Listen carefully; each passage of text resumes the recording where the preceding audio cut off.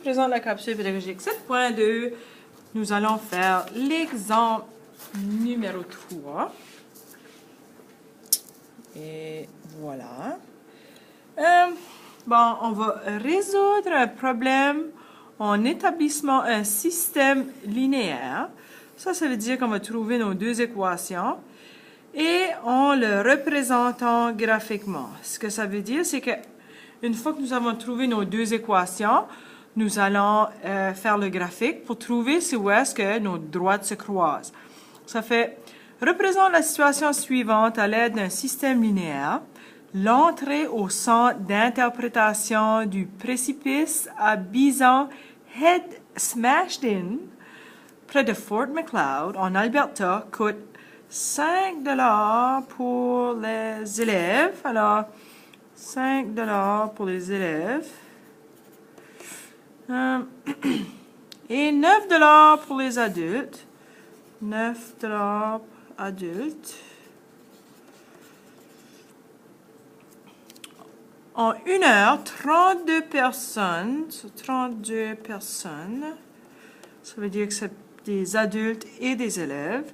Se présentent au centre d'interprétation qui récolte ainsi 180 $ en droit d'entrée. OK.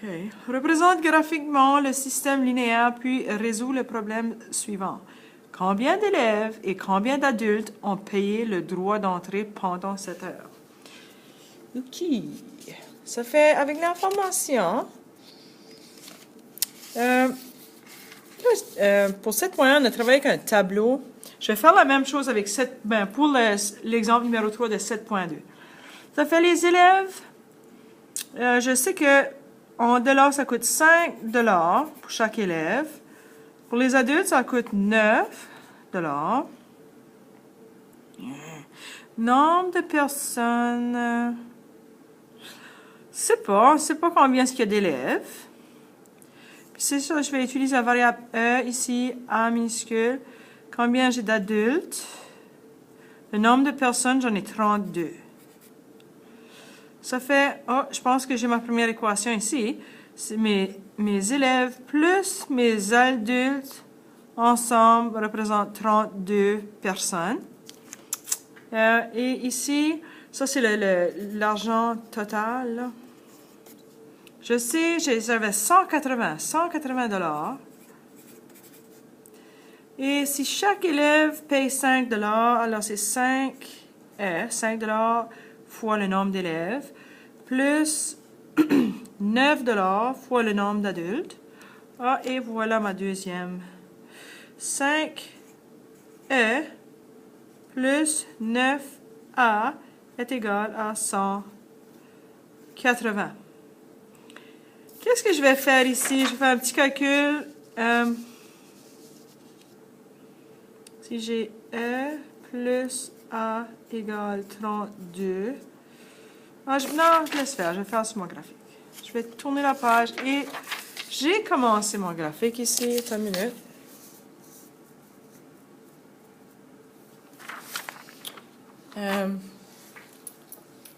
Ça fait, je me suis fait un graphique. Ceci, ça représente, ça c'est les élèves, les adultes. Ce que j'ai fait, j'ai pris, élève, ça serait comme X, adulte, ça serait comme Y, égale 32. Ce que j'ai fait, j'ai dit, OK, si X est égal à 0, alors si X est égal à 0, alors si je remplace X ici avec 0, vraiment Y va être égal à 32. Alors mes coordonnées seraient 0, 32. Si Y est égal à 0, X va être égal à, alors si je prends Y ici, je le remplace avec 0, ça va être X plus 0, juste X va être 32. Alors mes coordonnées vont être X c'est 32, Y 0.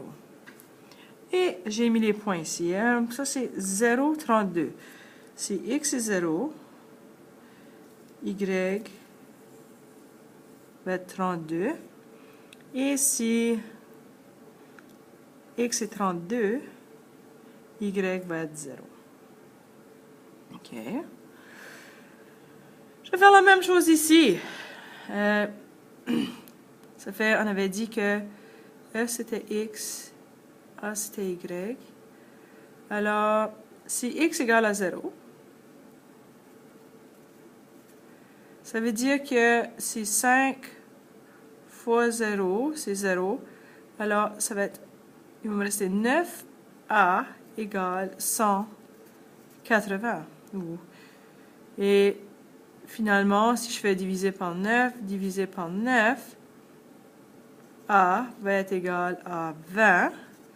Et vraiment, mes coordonnées vont être sur l'axe des x, où mes coordonnées vont être 0 et 20, parce que a, c'est comme l'axe des y. 0 et 20. Attends. 0, 0 et 20. Alors, ça, c'est mon autre point ici.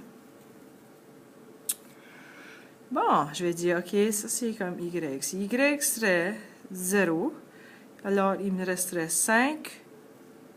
X, je vais mettre x. C'est même 5, là, mais c'est pas grave. 5x égale 180. Divisé par 5, divisé par 5. Alors, x va être égal 5 dans 18, il va aller 3 fois. 15, 18 moins 15, il reste 3, 30. 5 dans 30, il va 6 fois. Alors, 36, ça c'est x. Alors, mes prochaines coordonnées seraient 36 et y, 0. Si x égale à 36, x, 36, y, 0. OK. Ça fait, où est-ce qu'ils vont se croiser? Je sais que ici, ces deux points-là, je fais, ça représente une droite. Puis là, ici, vraiment, ce sont des personnes. On ne peut pas avoir des demi-personnes. Mais juste pour être capable de trouver où est-ce qu'ils se croisent, là, je vais utiliser des lignes. Et l'autre va être comme ici. Ça se croiser ici environ. OK, je vais essayer ça. Mettre ma règle.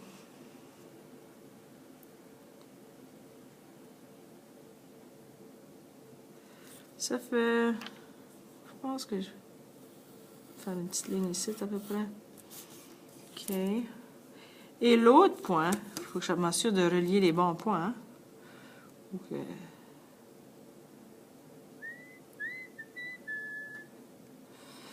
Ça, c'est environ là. OK. Ça fait qu'il se croise comme ici. Oh, qu'est-ce que ça nous dit, ça? Attends une minute. OK. Ça nous dit que si ça, ce sont les élèves, c'est à peu près ici. Alors, ça, c'est 24, 26, 28. Alors, ceci, ça représente 27. 27. Et ça, c'est environ... Ça, c'est des bancs de 2. Ça, c'est environ 5. Ça que c'est en train de nous dire ici, c'est qu'on aurait 27 élèves. Ça représente les élèves. Ici, ça représente les adultes. 27 élèves et 5 adultes. On va voir, premièrement, si ça fonctionne ici. Si j'ai 1 pour 27. 27 élèves plus 5 adultes égale 32. 27, oui, 32 est égal à 32. Oui, ça va bien déjà. Ça fonctionne. Là, je vais remplacer ce que j'ai trouvé dans la deuxième équation. Alors, si j'ai 5 élèves ou 5 $ pour 27 élèves, plus 9 $, 5 adultes, c'est égal à 180. 9 fois 5, c'est 45. Je vais descendre mon égal à 180. OK. 5 fois 27. Alors, 5 fois 20, c'est 100. 5 fois 7, c'est 35. Alors, ceci, ça devrait me donner 130. 35. Si je fais mon calcul, 135 plus 45, 0, 1, 7, 8, 1. Oh, yeah!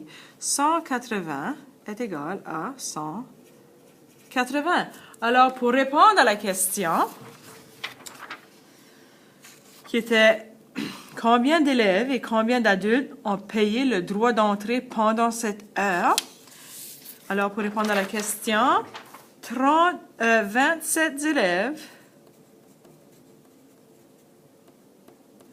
et 5 adultes